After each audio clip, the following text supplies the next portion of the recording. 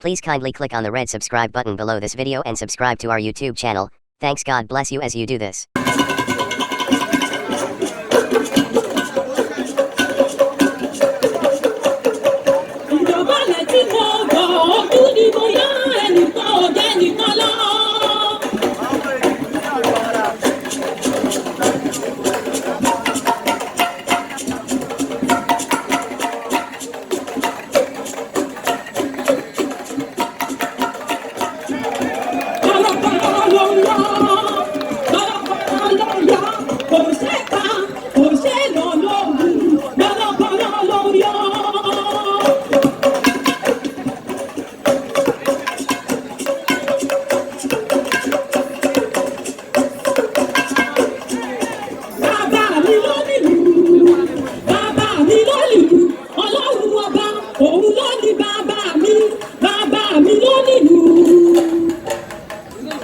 How do you work now?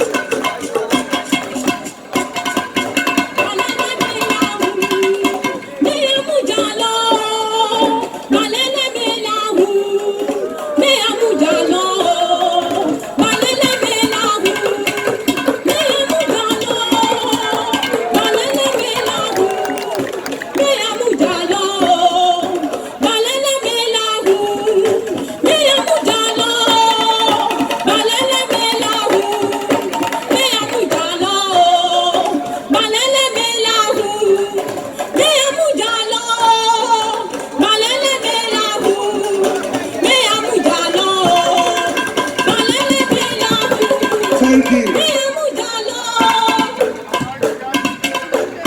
Thank you. Thank you.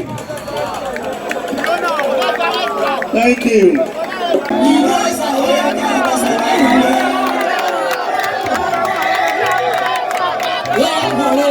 Nàìjíríà kéde ká fi wé àwọn kan ní pé dọ́là tó lókè ló jẹ́ képo wọ́n.